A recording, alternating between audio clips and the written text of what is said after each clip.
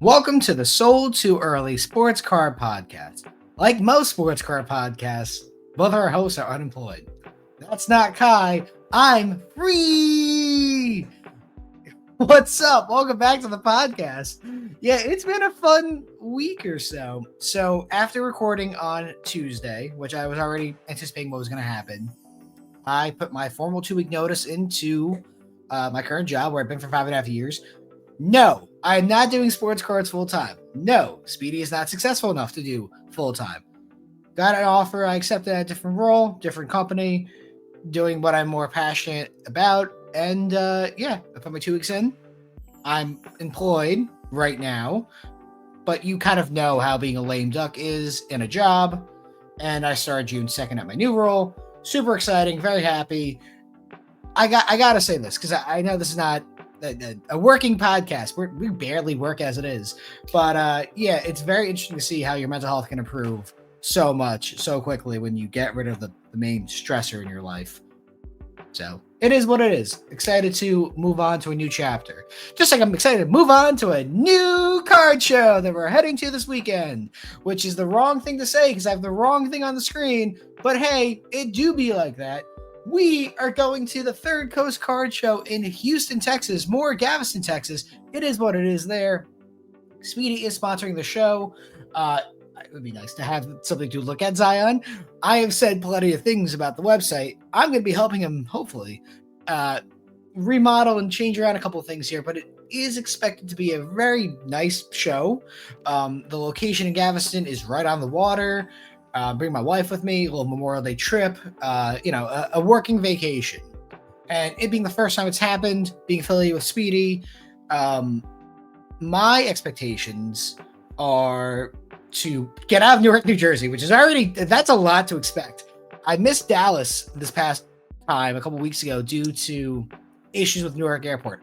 I'm hoping and praying that no issues with Dallas, or Houston, or the airport, I should say, getting to Houston. There it is. And I'm hoping to have a show that's successful enough where I can pay for things for my wife and go out to nice dinners or whatever, stuff like that.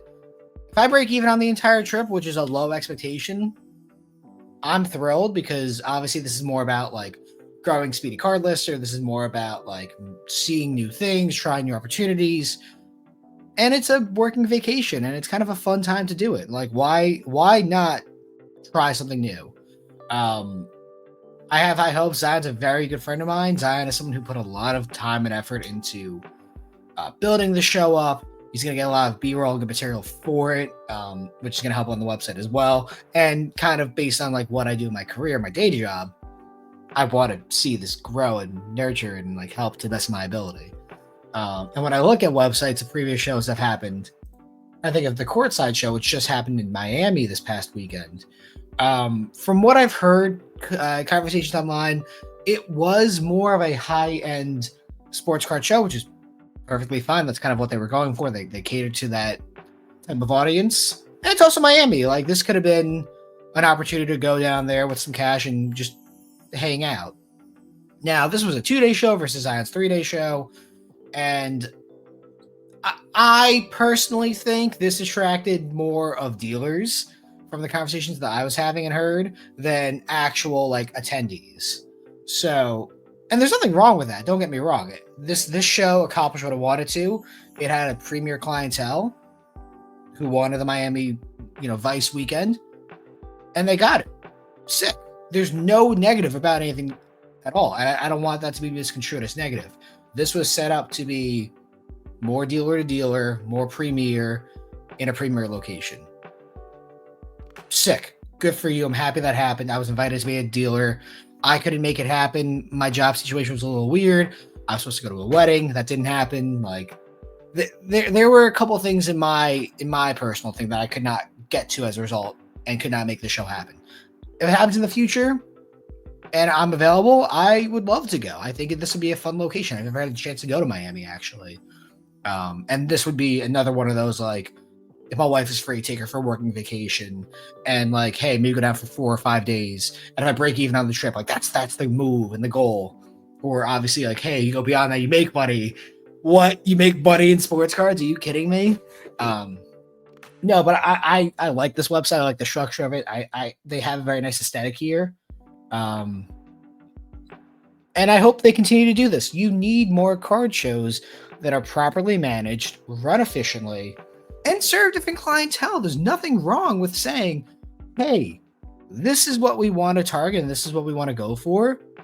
If you don't like that, that's okay. You're entitled to not want that. There's other shows and other capabilities. You don't have to go to every single card show. Do you want it to be more inclusive of everyone? Okay, that's one angle. And there's plenty of shows that need, inclusiveness of different price points and wallets and collectibles. This chose to go the more luxury type experience. Makes sense with the territory you're in. I don't think people want to go to a card show in Miami and see dollar sports cards or 40-year-old crusty penny sleeves and top loaders. They want to go for like the flashy elegance and like personality that Miami offers. Sick. Zion show, I anticipate being more of catering to all. From the conversations I had with Zion, and I'm hoping we can actually get him on the podcast after his show is done next week. We're kind of having conversations about that. He's going for more of a wide appeal. These shows are not competing. These shows can build off each other. They've had conversations. They're trying to help one another grow. It only helps the industry as a whole. Like, the person who goes to the Miami show might not be the one who goes to Galveston. The person who goes to Galveston might not be right for Miami, but there might be overlap. Hey, I noticed the following thing. Here's what I saw with my card show. Here's what I saw there. And you grow and you share information accordingly. It doesn't have to be a fucking dick measuring contest like Nashville is when it comes to, Dallas. Nashville hates the Dallas Card Show. That is one of the most open secrets there is. They don't like each other. And it's very funny to say it out loud. And we've had that conversation multiple times. Nashville wants to compete with Dallas. No one in their right mind is going to go to Nashville for a card show over Dallas, Texas, the Dallas Card Show, which is the third best show in the country. And the only reason why it's not number 2 or number 1 is it happens so often. But that's their angle. That's what they want to go for. They want to be the jack of all trades type show where everything is possible every 6 to 8 weeks. And I respect that. There's a different angle for everything here. Third Coast is happening 2 times a year. I don't know how often the Miami show is going to happen. I believe this is the first time they've actually run it since 2021 or 2022. I anticipate if this was a financial success for them, they'll bring it back. Maybe they do it in like October. You know what I mean? Because like, if you think about show timing, you don't want to do it too often where you start to run into issues. But you also want to do it enough that if it's just one time a year, it's like, okay. May gives you a lot of opportunity then to be like, oh, let's go for October, possibly even November. But November gets finicky with like Thanksgiving and stuff. October, if you're in the East Coast like I am, Northeast, I should say, or you're in like the Pacific Northwest or whatever else where it's like a little bit colder, you start seeing like the leaves change or like it's starting to be like 40 degrees outside. Meanwhile, you can get away to Miami for 3 or 4 days and it's like 75 and sunny or whatever else. Like, that sounds pretty appealing. You kind of work with like what you have. So just something fun and interesting to think about there. I talked a lot about those card shows, which is interesting because I didn't go to one and the other one hasn't happened yet, but we'll get there. One thing, we're doing a lot of card show talk to start today's episode. Fanatics Fest. Literally a month away from day of recording. This is going to be very interesting. Fanatics Fest, for anyone who did not attend the one time it happened in Javits Center last year, was fucking awesome. It was an awesome show. They really went all out with how the show was presented. It really was like, it was an event. It was a card show like 10% of the time. 90% of the time it was an event. Now, is some of that cheesy? Is it kind of dumb? Is it like, I don't really like this? Sure, that's fine. But the card show aspect, which is what I personally cared for, was phenomenal. Was it cool to see like athletes just walking around every now and again, like with security and stuff like that? Sure. Did I go, Oh my god, it's Logan Paul, it's IShowSpeed, it's KSI. It's like the only person who I would have gotten like starstruck for is like John Bellion. Like I would have been like, oh fuck, it's that guy. Like I love his music, he's the best. If I saw Draymond Green walk by my table, like, oh shit, it's Draymond Green, what's up? And that would be it. I would not be starstruck. I'd be like, you're tall. Don't kick me in the nuts, is probably what I would say. This is awesome. This is a really cool thing that they're doing. And I hope they expand it again and grow it. Now, we had issues with that last time that was supposed to happen, where the show was supposed to happen in Pittsburgh, LA, Orlando. All three of those got canceled. Friend of the podcast was let go. He was managing the show there.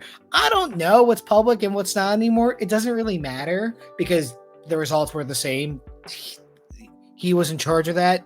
It was canceled due to no fault of his own, really. That was like when a hurricane hit Orlando or something, and they kind of used that as a scapegoat, possibly, maybe. Either way, that show did not happen. And then rumored shows in Pittsburgh and LA, which I knew about, did not come to fruition. It is what it is. But what they're doing here with their Fanatics games, this was announced yesterday or 2 days ago at this point in time. Essentially, what it's going to be is a competition. 50 pro athletes, I believe, and 50 fans are going to be in a competition. Olympic. Let's call it an Olympic, let's say, actually. And the prizes are $1 million in cash, a Ferrari, and a LeBron James Topps Chrome gold refractor. Now, I don't see the grade here. It doesn't matter. Basically, what's going to be is 8 different competitions across a variety of sports. You got your QB skills. So I imagine like target throwing or like, you know, different target sizes, like a tire, a dartboard, something like that. And then like another third thing. And around the world, you know, shooting threes from different points on the 3-point line, goal scoring. I imagine it's just going to be like penalty kicks with like targets, and that's corresponding points accordingly. Pitching accuracy is pretty straightforward. Hit the target, whatever. Washer dryer puck shooting. I don't know what that means, so forgive me. I'm not an NHL fan. Superstar entrance is pretty self-explanatory. That's going to be fucking cool, except when it's not. You're going to have some 450-pound fan walk out with like his fucking titties out and just make a mess of everything, and not in a good way. Striking challenge, I don't know what that means in this context. Maybe it's like most force, but then that, I guess, a pro athlete would wipe the floor with everyone. I don't know what a striking challenge is going to mean there in that context. And then closest to the pin is what it sounds like. This is really cool. This is really cool. This is great marketing. This is going to be a huge success. The $1 million cost is negligible for the amount of publicity and marketing that's going to happen from this. I think this is an amazing idea. I'm excited to see how they do it. This is badass. Like this, people don't like Fanatics, and I get it. Stuff like this, though, come on. Someone's gonna poke fun at it. You're gonna have the UFC guy walk out, like I just mentioned, like the memes there, or like some fan is gonna throw like a bad pitch they're gonna get memed on, or like a pro athlete's gonna goof really badly at something. Who's an example here I can use? Tom Brady's gonna lose to some fan and like an NFL throwing accuracy thing. It's like he's throwing the game. Get it? Throwing? Ha! I'm so funny. No, he's gonna throw a match against the fan, and everyone's gonna meme him. Or Cody Rhodes is not gonna be able to shoot a 3-pointer. Or Kevin Hart's just a midget. Like, and you can't see him in the superstar entrance. The camera's pointed up, and he's too small, so you can't see him. Like, people are gonna be clown, whatever. Like, that's fine. I think this is a great idea. I'm excited for it. I'm gonna be dealing with it here. Not going to be there on the Sunday. It is what it is there. Have other priorities. It's almost like the sports cards are fun and I love it, but it's not like the end all be all for me. And like, I have other things I need to do. to balance out my life. You know what I mean? Um, so gonna miss the Sunday of Fanatics Fest. Gonna miss 4th of July Dallas too. Going on vacation. Didn't see that happening. I'm happy I didn't book anything yet. So yeah, sports cards are really, at least from the card show perspective, going to take a back seat in my life for the first month of summer. The original plan was to be ramping up around this point in time, and I'm actually ramping down. But guess what? When you don't do it full time, it doesn't matter per se. I would prefer to be doing more card stuff. I just can't because of other fun things, which is almost like the point. Sports cards will always be there. And if you have a bank account with money in it, you can just buy back in whatever. So it is what it is at that point in time.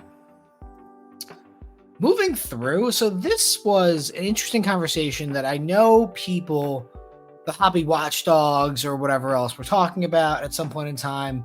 Sports card vending machines. Now, I don't recall the entire story, so apologies there. What I do remember is there was a company, I don't think it was PSA affiliated, but there was a PSA type slab machine available in like Vegas or something like that. Or maybe it was like Arena Club that sponsored it. I don't recall the company that was involved with it. I guess I could Google it right now, but like that's not the point. But they were either like kind of shady or like the returns and payouts were not accurate. Maybe the comps were different. It's almost like doing something with like a print media or a guiding price is not always going to be accurate because things change every day when you have common cards. Either way, it looks like these are returning.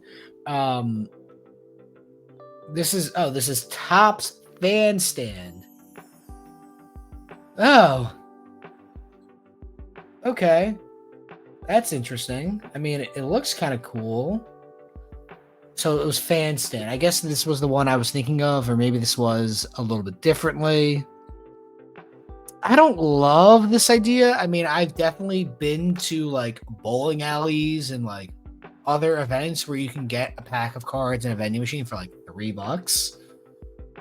But that's like a pack of cards. These are like slabs, or these are like, mystery packs. A mystery pack is an issue.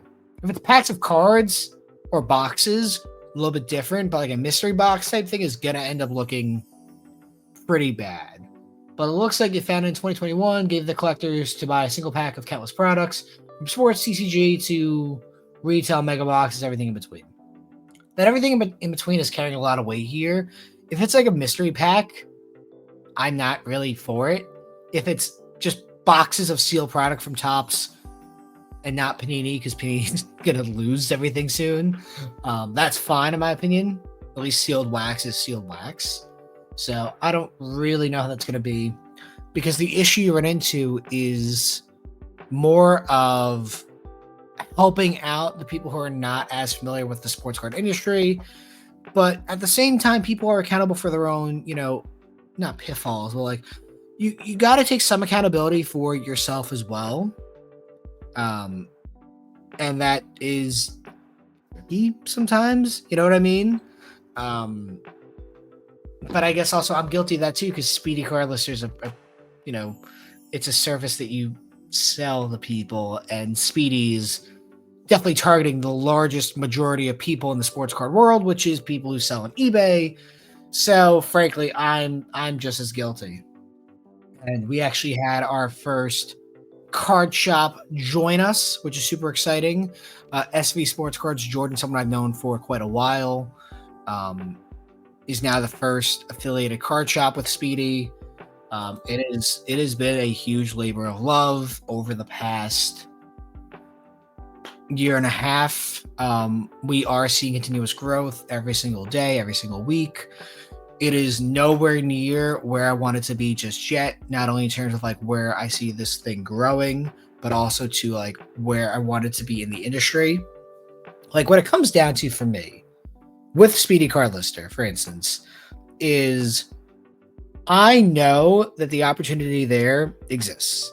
There are competitors out there. There's other platforms that exist out there, but we offer the cheapest price to start. It's me. You can have a conversation with me and be like, hey, I don't like this, or I think this could be an improvement, or anything like that. It's not a conglomerate. It's this person. And I also use the platform. I see opportunities. I see ways to improve it, ways to implement things that might be better. We can have conversations and make it, wait, let's do this too. And like, we've seen very positive growth and results accordingly. It's only live now for 4.5 months. And even then, we've been changing things accordingly to grow it. Is it perfect? Fuck no. No, it's not. Is it getting better every day, every week? Yes. Is it getting to a spot where I'm proud of it? Yes. I'm incredibly proud of what we've done. And I'm proud of where we're going. This has staying power, in my opinion. And I hope that anyone who does listen to this podcast or needs an opportunity to list cards on better, efficiency or eBay or stuff like that, and other growth opportunities too there besides eBay, gives it a chance. First month for $1, what the fuck do you have to lose? And it's a subscription-based service. There's other pricing accordingly. There's ways to do this. There's always a need to list cards efficiently. And that's kind of my little elevator pitch with Speedy. We'll see where it goes from there. Speedy sponsoring the Third Coast Card Show as well. I hope to really increase people who are on the platform accordingly, because it's not cheap to run, and I own it, and I need to sell more subscriptions for that. But it's also a good platform for you as well. I freaking use it myself every day when I have inventory in to get stuff on eBay faster, because it works at scale. What else is happening in the world of the sports cards? Got actually pretty decent inventory in for the show. As you can kind of see behind me, there is stuff there. Not that stuff. That stuff is trash. That stuff has to be thrown out.